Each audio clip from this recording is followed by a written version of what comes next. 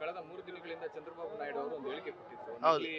ತುಪ್ಪವನ್ನು ಬಳಸಿ ಹೌದು ಹಂದಿ ದನಿನ ತುಪ್ಪ ಎಲ್ಲ ಬಳಸಿ ಲಡ್ಡು ಮಾಡ್ತಿದ್ದಾರೆ ಅಂತೇಳಿ. ಅದ್ರ ಬಗ್ಗೆ ನೀವೇನ್ ಹೇಳ್ತೀರಾ?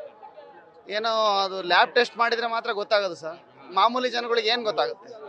ಟೆಸ್ಟ್ ಮಾಡಿದ್ರೆ ಮಾತ್ರ ಗೊತ್ತಾಗೋದು. ಹಾಗಾಗಿ ಲ್ಯಾಬ್ ಟೆಸ್ಟ್ ಮಾಡಿಸಿದ್ರೆ ಗೊತ್ತಾಗುತ್ತೆ ಸರ್. ಅಕಸ್ಮಾತ್ ಆತರ ಆಗಿದ್ರೆ, ಆತರ ಮಾಡಿದ್ರೆ ಅದಕ್ಕೆ ನಿಮ್ಮ ಏನು ಹೇಳ್ತೀರಾ ಸರ್? ನೀವೇನ್ ಹೇಳ್ತೀರಾ? ಆ ಥರ ಮಾಡೋದು ಒಳ್ಳೇದಲ್ಲ, ಮಾಡಬಾರ್ದಾಗಿತ್ತು. ಯಾಕೆಂತಂದ್ರೆ ನಾವು ಸಿಕ್ಕಾಪಟ್ಟೆ ಮಡಿ ಮೈಲಿಗೆಯಿಂದ ಬರ್ತೀವಿ, ಇಲ್ಲಿಗೆ ಬರ್ತೀವಿ, ಮಡಿಯಿಂದ ಬಂದು ದೇವ್ರ ದರ್ಶನ ಮಾಡ್ಕೊಂಡು ಹೋಗ್ತೀವಿ. ಆದ್ರಿಂದ ಆ ಥರ ಮಾಡಲೇಬಾರ್ದು. ಅದೊಂಥರ ಪಾಪದ ಕೆಲಸ ಅಂತಾರಲ್ಲ ಆ ಥರ. ಇಲ್ಲಿ ನಾವು ಚಿತ್ರದುರ್ಗದಿಂದ ಬಂದಿದ್ದೀವಿ ಸರ್.